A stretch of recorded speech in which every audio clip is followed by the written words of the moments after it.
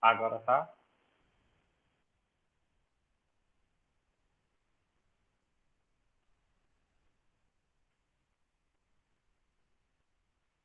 E aí, galera, me respondam. Apareceu meu áudio.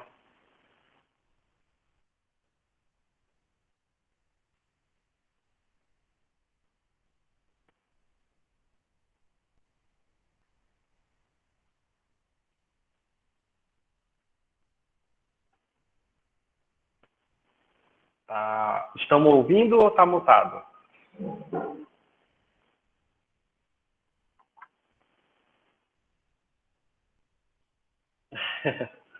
É porque tem duas contas minhas, verdade. Uma tá muda, vocês veem um vídeo nela, e a outra tá só o áudio. Eu não consigo, de alguma forma, conectar o áudio do meu computador diretamente. Aí eu sempre tenho que conectar no celular, que por um acaso eu esqueci de carregar e está aqui do lado no carregador. E para falar, tem que usar ele, e a câmera eu uso a do computador mesmo, porque a do celular não conecta bem com a rede, fica muito borrado, não dá para ver direito as coisas. Mas bem, vamos lá. Qual a ideia dessa semana? Eu queria fazer com vocês uma retomada daquele conteúdo que eu coloquei nos vídeos, é, seguindo uma tentativa de trazer o conteúdo para quem não está vendo os vídeos. Eu consigo acompanhar o número de visualizações, né? E quando o número de visualizações é menor do que o número de alunos da turma, é porque eu sei que tem alguém que não está assistindo. Então, deixa eu compartilhar aqui. Eu fiz os slides completos, e aí eu vou pedir que vocês, como o meu celular tá longe agora, eu não vou conseguir ver o chat, qualquer coisa que vocês tenham ficado com dúvida sobre os vídeos, podem interromper e falar pelo áudio, porque eu não vou conseguir ver o chat dessa vez.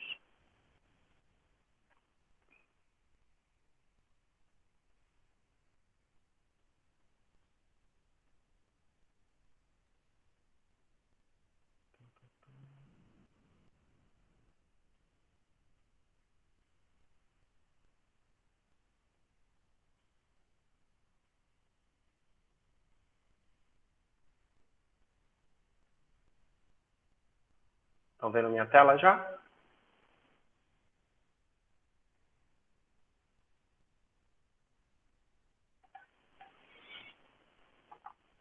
Então tá, eu juntei aqui todos os slides num só, mas se qualquer dúvida que for aparecendo, já vão falando, tá? Não espero eu terminar não, porque senão eu falo sobre o conteúdo todo, alguém está querendo entrar.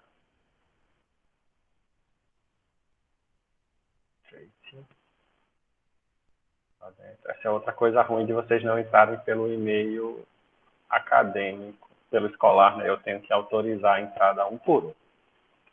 Mas bem, qual era o objetivo dessa semana?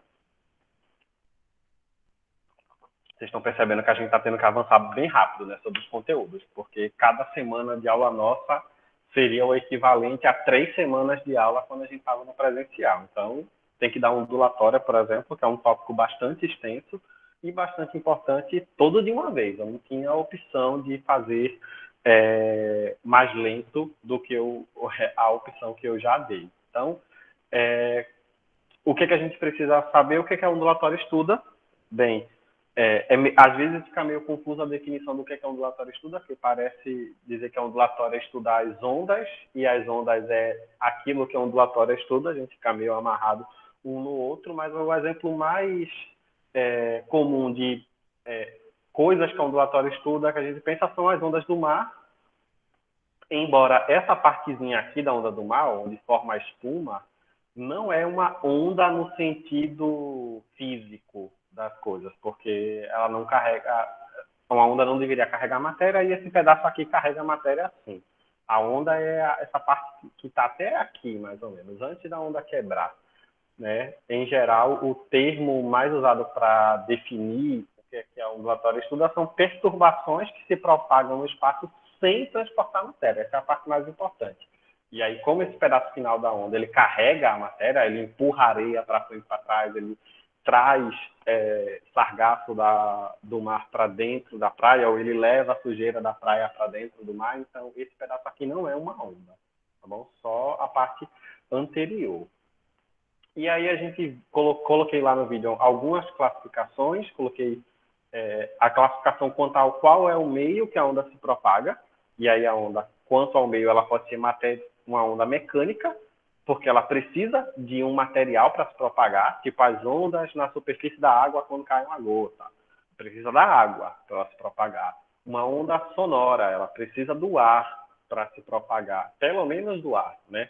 Pode se propagar em outros, dá para propagar o som dentro da água, dá para propagar no metal, mas tem obrigatoriamente que existir um material para essa onda se propagar.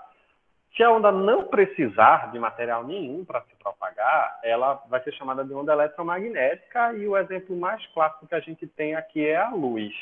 Mas existem outras radiações eletromagnéticas, como quando você precisa fazer um exame de ultrassonografia. Você está... ultrassonografia não, ultrassonografia é com som.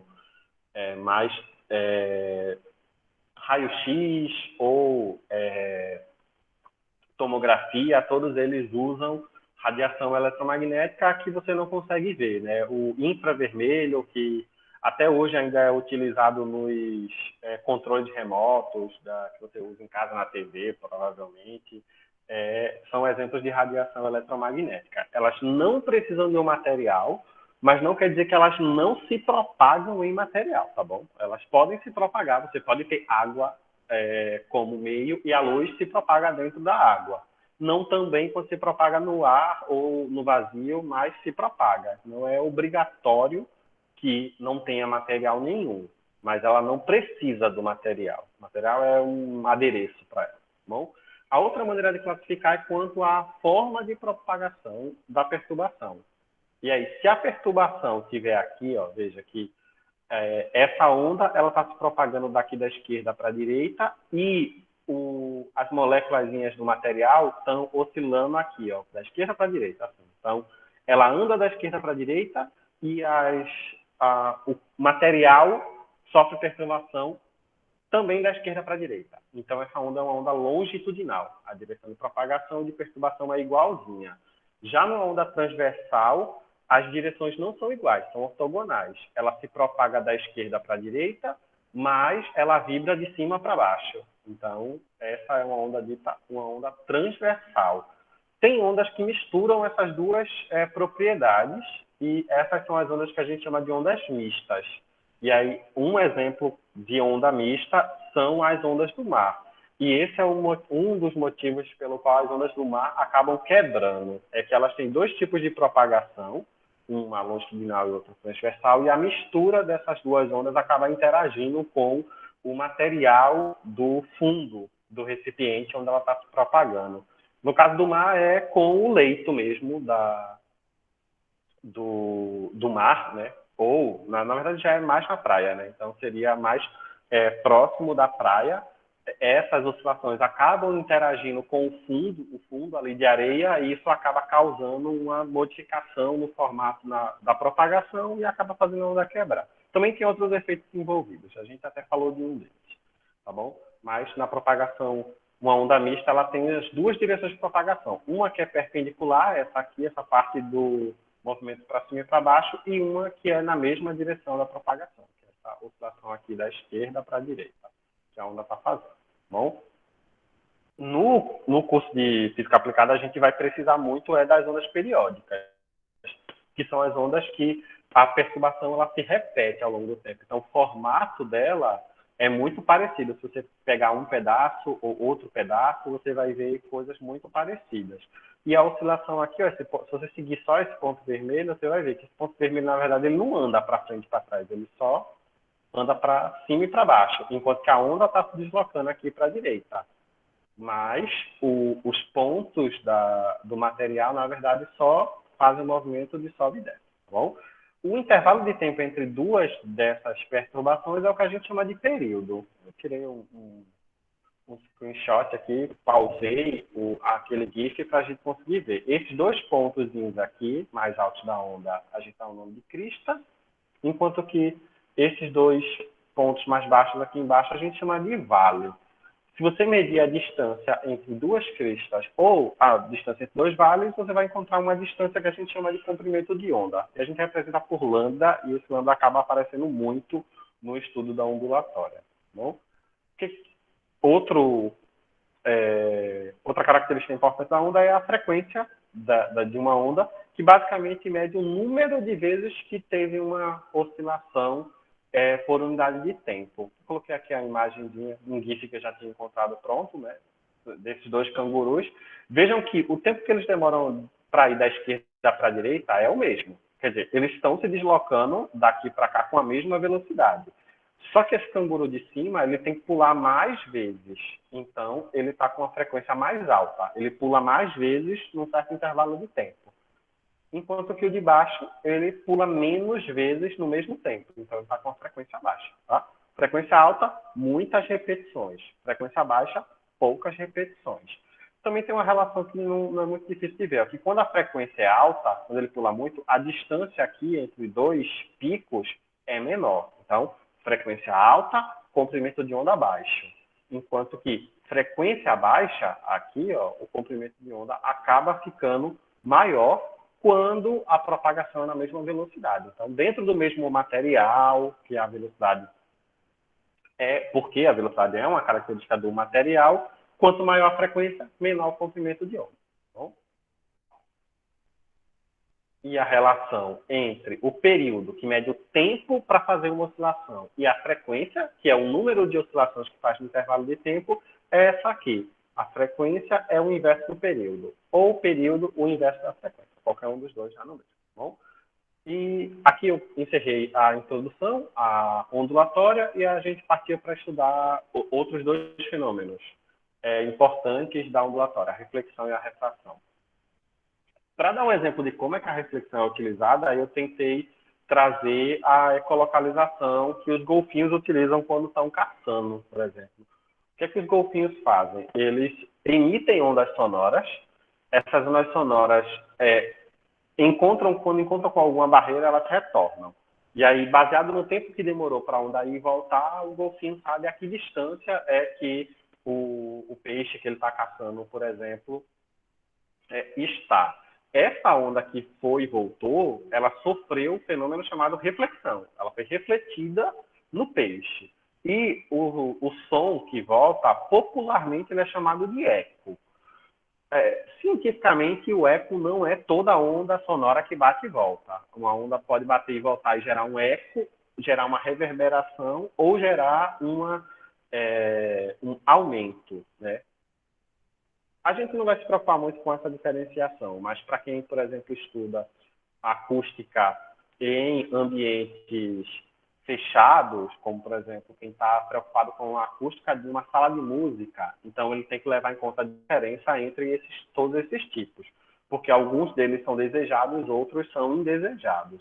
Aqui não faz muita diferença qual deles é que é. O sistema de ecolocalização dos golfinhos ele já foi preparado pela mãe natureza e pela evolução para não se preocupar com isso. Tá bom? Aqui está a definição técnica do que é a reflexão, é a perturbação, é o retorno de uma perturbação ao encontrar com uma barreira, nesse caso, no caso lá dos peixes, do caso da ecolocalização dos golfinhos, são os próprios peixes, ou uma mudança de material. A gente vai ver já que quando o material muda também pode acontecer reflexão. Aqui eu coloquei como exemplo só o caso de que tem uma perturbação numa corda, que, se vocês perceberem, tem uma leve diferença entre os dois casos, né? Se a corda estiver solta, quando a reflexão ocorre, o pulso que era para cima volta para cima. Enquanto que se a corda estiver presa, o pulso era para cima, ele reflete para baixo. Tem uma diferença que tecnicamente a gente chama de inversão de fase. Mas não se preocupa com isso, a gente não vai precisar disso agora. Já a refração é quando a perturbação muda de material, muda de meio de propagação. E aqui, como exemplo, eu trouxe a passagem de um pulso de uma corda grossa para uma corda mais fina.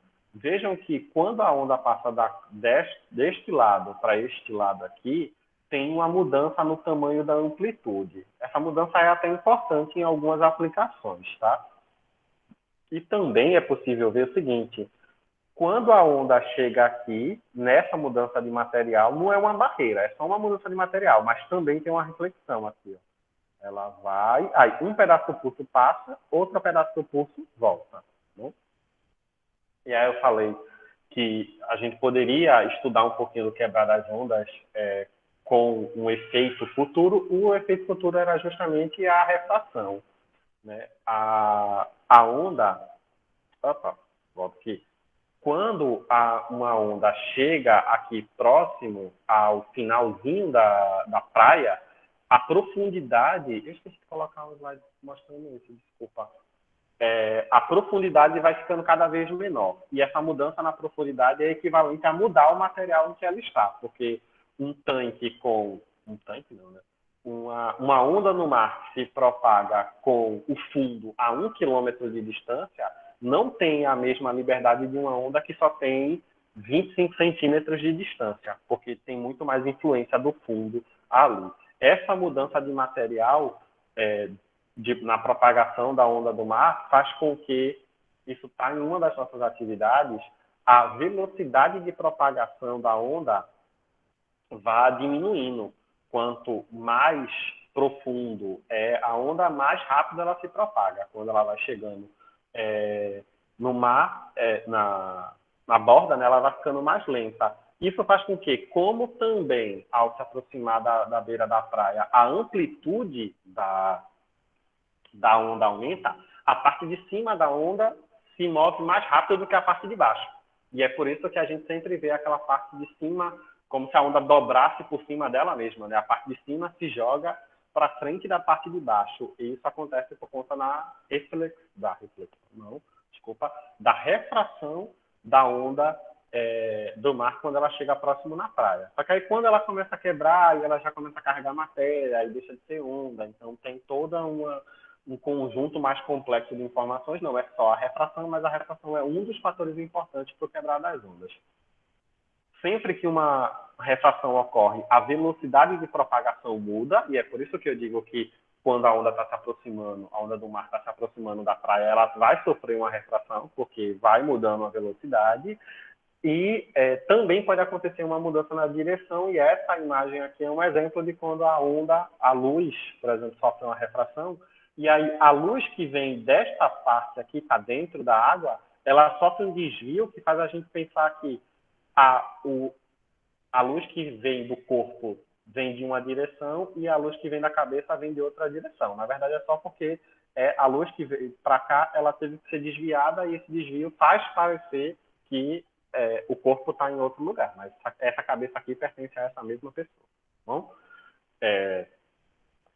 Passada a parte de reflexão e refração, a gente pode estudar o efeito Doppler. E o efeito Doppler, eu voltei lá na ecolocalização dos peixes. Eu dei uma adiantada aqui na animação, tá? Em que ele emite a onda sonora, a onda bate e volta. A questão é a seguinte: se o golfinho só utilizasse isso, o tempo de ida e volta, ele nunca ia saber, por exemplo, se o peixe está se afastando ou está se aproximando dele. Ele ia só saber, a distância é 1 metro. Ou, agora, passou um tempo, ele emite uma onda de novo. Agora a distância é 1,10 m. Então o peixe se afastou um pouquinho. Mas ele ia ter que emitir 2 conjuntos diferentes de pulso para conseguir saber se o peixe está se movendo. Na verdade, ele não precisa emitir 2, ele só emite 1. Mas como é que isso acontece? Ele emite o primeiro pulso, aí a primeira frente de onda que bate no peixe é refletida. Aí o que acontece? O peixe se move um pouco para frente, a próxima frente de onda, que deveria bater no peixe, não bate. Demora um pouquinho mais. Quando ela conseguir bater que refletir, a onda da frente já se movimentou um pouco. Então, vejam que essa distância aqui agora, entre essa vermelha e essa, não é a mesma que essa mais escura e essa aqui. Quer dizer, o comprimento de onda agora é diferente. Os pulsos são refletidos de uma forma um pouco mais espaçada. E aí, esse pulso vai atingir o golfinho. Como essa distância aqui é maior, ele vai entender que, a frequência com que chegam a onda refletida nele é menor do que a frequência com que ele emitiu. Ele emitiu com essa distância, chegou com uma distância maior. E aí a distância no espaço aqui, você pode transformar como distância no tempo. Se a distância é maior aqui, é porque demorou mais tempo entre um e outra. Demorou mais tempo, aumentou o período. Quando aumenta o período, diminui a frequência. Lembra daquela relação? Frequência é igual a 1 sobre período. Quando um aumenta, o outro tem que diminuir. Bom? E aí, o que é o efeito Doppler? É essa mudança na frequência recebida por conta de que há um movimento relativo entre quem emitiu e quem recebeu. No caso da ecolocalização, no fim das contas, quem emite e quem recebe é o mesmo. Só que como a onda vai ser refletida no meio do caminho, então você pode considerar que ele está recebendo a onda refletida e está emitindo a onda inicial. E aí isso causa a diferenciação. Como é que ele faz a identificação do movimento? Seguinte, se ele notar que a frequência que ele recebeu é menor do que a frequência que ele emitiu, então é porque a fonte está se afastando dele. Né? A fonte não, o objeto está se afastando dele. Enquanto que se ele receber com a frequência maior, é porque o objeto está se aproximando. Então, se as ondas vermelhinhas lá que são refletidas ficarem mais espaçadas, é porque o peixe está se afastando. Então, se ele quer alcançar o peixe, ele tem que andar mais rápido. Se ele ver as ondas mais próximas, é porque o peixe está se aproximando. Então, esse é o modo como o efeito Doppler vai ser utilizado. E aí, falado sobre reflexão, refração, efeito Doppler, eu quis apresentar alguns equipamentos de detecção que são utilizados principalmente na navegação marítima. São utilizados em outros ambientes também, mas eu quis trazer os da navegação no mar. O primeiro deles foi o radar. O radar é esse tipo de equipamento aqui, e ele basicamente é usado para determinar a velocidade e a posição de objetos que estão distantes. Não faz muito sentido usar um radar para um objeto que está próximo, porque você acaba perdendo precisão. Em geral, esses objetos são embarcações ou aeronaves por uma questão de precisão dos equipamentos. Se for um objeto pequeno, ele pode não ter capacidade de distinguir que aquilo era, de fato, um objeto. Como é que os radares funcionam? Eles emitem ondas eletromagnéticas, não é obrigatoriamente a luz, tá? É uma onda com uma frequência diferente, que aí não caracterizamos como luz, que são refletidas nos objetos detectados e são novamente captados pelo sistema. E aí, associando a reflexão do objeto com o efeito Doppler, ele consegue dizer onde o objeto está, se ele está se afastando ou se aproximando e com que velocidade é que ele se afasta ou se aproxima. Consegue essas três informações. Uma coisa importante a pontuar sobre o radar é que as ondas eletromagnéticas, elas têm uma penetração muito baixa na água. O que eu digo com penetração muito baixa? É que se você tiver um aparelho de radar que consegue captar bem uma certa embarcação a uma distância de 500 quilômetros, se você quiser identificar, por exemplo, um submarino que tenha o mesmo tamanho, mais ou menos, dessa embarcação, o radar, por o submarino estar dentro d'água, o radar só vai conseguir detectar esse submarino quando ele estiver a 100 quilômetros ou 90 quilômetros, bem menos do que se ele estivesse lá fora. Para contornar esse problema de que as ondas eletromagnéticas têm pouca penetração na água, a gente troca, quando quer detectar objetos submarinos, a gente troca o radar pelo sonar. O sonar ele funciona basicamente como o radar. Ele também usa a reflexão e o efeito Doppler para saber a posição, a velocidade e se o objeto está se afastando ou se aproximando dele. Só que ao invés de usar ondas eletromagnéticas, ele usa o som. Com a vantagem, o som se propaga muito melhor dentro da água do que uma onda eletromagnética. Bom, além disso, o sonar também é um equipamento que tem que ser carregado, assim como o radar, com o barco, digamos assim. Né? Se você quer usar um sonar no barco, você leva o sonar com você dentro da embarcação. Em algumas situações, como, por exemplo, quando você está querendo fazer uma sondagem de longo tempo, quer ficar muito tempo investigando uma certa região. Não vale a pena você deixar o barco por dias e dias parado no mesmo local no mar. Nas situações em que isso é preciso, que você quer deixar o seu sonar parado numa certa posição, fazendo medições durante períodos mais longos, a gente, ao invés de usar o sonar, usa uma coisa chamada uma ecossonda. As ecossondas são exatamente iguais ao radar em seu funcionamento, mas tem a diferença de que, em geral, elas são posicionadas em uma certa região no mar. Quem faz pesca em alto mar costuma utilizar ecossondas para só se deslocar até a região em que ele vai fazer a sua pescaria no momento em que ele começa a detectar muitas reflexões, muitos peixes na região. Não vale a pena ele ir quando não está detectando nada, porque significa que não tem peixe, né, naquela região. E esses foram os 3 equipamentos que eu quis apresentar para vocês e encerrei o tópico de ondulatória por aqui. Bom?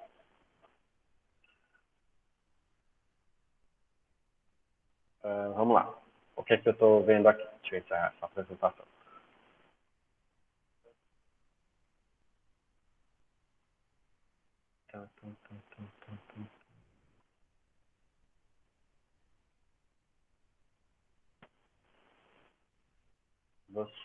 Desculpa, eu precisava que vocês tivessem falado para eu conseguir saber essa informaçãozinha que vocês não estavam ouvindo bem o meu áudio. Foi só, eu não sei quem é a Francisca Batista também, pela lista de nomes que eu guardei aqui. E a Emanuele. Mais alguém não estava conseguindo entender o que eu falava?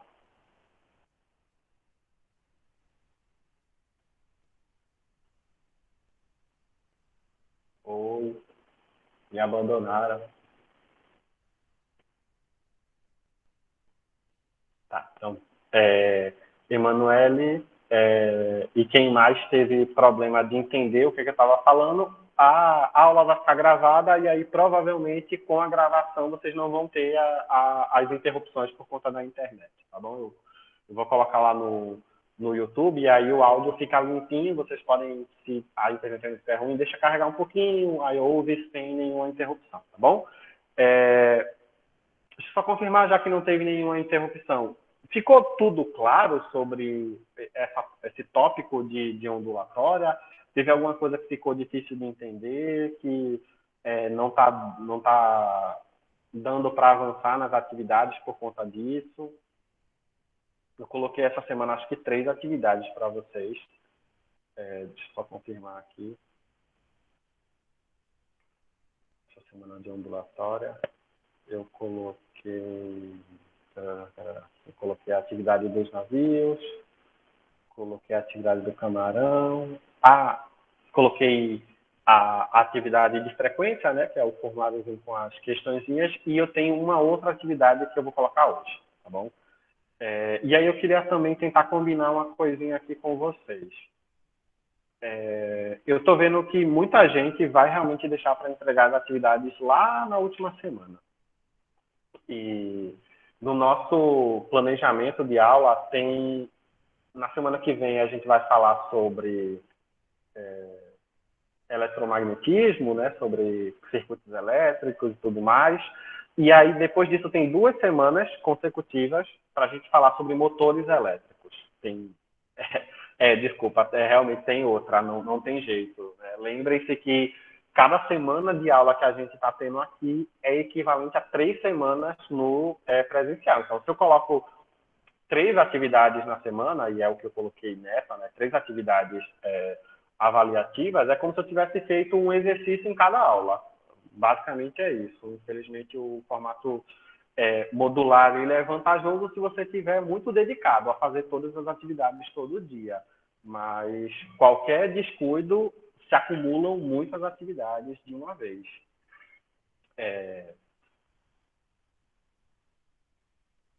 As de pesquisa são muito confusas e tal. As de pesquisa, o objetivo é que vocês tenham um pouco de contato com digamos assim, uma física e um conjunto de aplicações que não dá tempo de eu fazer nos vídeos, porque senão eu teria que fazer vídeos muito longos e isso pode ficar difícil para alguns acompanharem. Se os vídeos tiverem 25 minutos cada um, por exemplo, vai dar um trabalho danado para algumas pessoas. Outros podem ficar até impossibilitados, tá? E também para mostrar que a física vai um bocado além do que a gente vê aqui, né? Tem muitos conteúdos que eu não consigo chegar neles justamente porque a gente teria que ter muito mais tempo para amadurecer o conceito de base, para entender as aplicações. Então, estou tentando distribuir da melhor forma possível. Tem questões de cálculo. Por exemplo, a próxima atividade que eu falei que eu vou liberar agora há pouco, ela é uma questão que tem que fazer algumas continhas. E ela é uma atividade avaliativa. As outras duas que eu coloquei para essa semana, as duas são de pesquisa. Só você encontrar como é que aquele fenômeno pode ser explicado. E a maioria delas, a resposta é bastante simples. Por conta disso, todo mundo que já colocou algum comentário, eu estou olhando e eu vou, ao longo do dia hoje, responder a todos os comentários nas atividades. Tá? Para quem já está no caminho certo, eu vou estar dando um ok, está no caminho certo. Se alguém já tiver com a resposta completa, eu já posso dizer para a pessoa, pode ficar tranquilo com essa atividade, ela já está tudo ok. E eu também já acabei vendo que algumas pessoas não entenderam qual era a pergunta. Talvez, não sei se esse é o seu caso, Daniel, que você falou que está meio confuso. Para essas pessoas que não entenderam qual é a pergunta, eu também vou fazer um comentáriozinho explicando, olha, não é esse o caminho, não é isso que eu estou perguntando. E, em geral, eu estou dando alguns...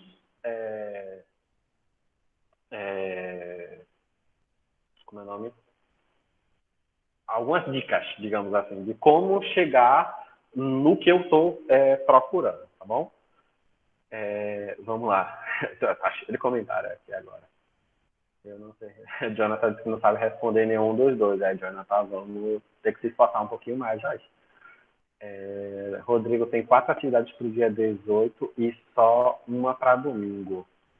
É o dia 18 de novembro, as atividades, que é o último dia do módulo. Como eu falei, as atividades avaliativas eu deixei todas com prazo máximo de entrega, que é o dia 18. Mas tentem entregar antes disso, porque se vocês não entregam as notas, as atividades, vocês não vão saber a nota. Então, já imaginou você entregar no último dia, e aí no dia seguinte, que já é o dia de entregar a atividade final, a atividade para quem precisar fazer a avaliação final, dia 18 acaba o prazo, dia 19 tem que entregar a atividade final, você descobre do dia 18 para o dia 19 que você tem que fazer a atividade final. E aí você vai ter menos de um dia para entregar uma atividade inteira, porque dia 19 eu fecho, o módulo fecha, eu não tenho como colocar nota. Então, mesmo que todas as atividades estejam com prazo para o final, não deixem para entregar tudo no final, porque senão não vai dar tempo de fazer tudo, tá? E aí eu aproveito para voltar no que eu estava comentando antes. A gente vai ter na próxima semana, vai falar sobre eletromagnetismo, tem que falar um pouquinho sobre magnetismo, um pouquinho sobre circuitos elétricos e também sobre a parte de indução eletromagnética, porque isso vai ser necessário para entender como é que um motor elétrico funciona. E eu deixei 2 semanas reservadas para a gente falar sobre motores elétricos, porque tem diversos tipos diferentes, porque o mecanismo de funcionamento pode demorar um pouquinho para entrar na mente, então pode ser que esse tempo seja necessário. E o que eu queria combinar com vocês na semana que vem, eu vou colocar as atividades de eletromagnetismo para vocês fazerem, e na semana seguinte, na nossa semana 6, na semana 5, desculpa, eu não vou colocar nenhuma atividade. Quer dizer, eu vou colocar só atividade de frequência. Não vai ter atividade de pesquisa, não vai ter atividade de resolução de problemas, vai ser só a atividade. Mas qual é o meu objetivo com isso? É que vocês usem o tempo dessa semana para fazer todas as atividades avaliativas, para ir adiantando as atividades avaliativas que já estão no sistema, para que não fiquem com todas elas para o final. Eu vou dar já um aviso, né? No meu planejamento inicial, a gente deve ter como um conjunto de atividades avaliativas de 16 atividades. São 16 atividades no total. Se vocês deixarem para entregar todas lá no final, vai ser muita atividade. Então, por isso que eu vou dar essa folguinha na semana 5. Nós temos 7 semanas no módulo. Na semana 5, eu vou dar essa folga de não passar nenhuma atividade de pesquisa para que vocês tentem adiantar as atividades, principalmente as atividades mais de semanas anteriores, porque as atividades de eletricidade, que eu passo semana que vem, e de eletricidade, eletromagnetismo e de motores elétricos, elas são muito presas uma na outra. Então, se você faz uma coisa, isso vai acabar ajudando a fazer a próxima, que vai ajudar a fazer a próxima, então não é tão problemático, tá bom? Estou vendo a discussão aí sobre o domingo ser ou não o último dia. Eu coloquei o domingo como data final para a entrega das atividades da semana, só porque é o primeiro dia da semana, de fato. Ele não é o último, ele é o primeiro. Mas vocês começam as atividades de aula na segunda-feira. Então, eu considerei que as atividades começam na segunda e aí vocês têm no máximo até o domingo seguinte. Mas não precisa fazer no domingo, não. A maioria das pessoas está entregando na quinta-feira, na sexta-feira as atividades. Aí alguns entregam, de fato, a atividade no sábado ou no domingo, mas aí é uma opção de vocês, tá bom? A atividade pode ser feita a qualquer momento ao longo da semana. A data ali é só o limite. Passou daquela data, você não está entregando a atividade no prazo. Ninguém tem a obrigação de fazer no domingo, não. Não quero interferir na religião de ninguém, tá bom? Bem, tudo bem com essa... Estamos combinados com isso, que eu não vou passar atividades na semana 5, não é na próxima semana, tá? É na semana seguinte, mas vocês vão fazer as atividades que já estão lá, porque até lá já deve ter, atualmente eu acho que nós já estamos com 4 atividades que já estão lá com data de entrega para o dia 18, ainda temos mais 12 atividades para chegar. Então, ao passo que a gente está se aproximando mais do fim da disciplina, vai ter ainda mais conteúdo de atividade. Então, não esqueçam desse material, tá bom? Temos alguma dúvida sobre o material, além da discussão sobre o domingo ou sábado e se é adventista ou não ser?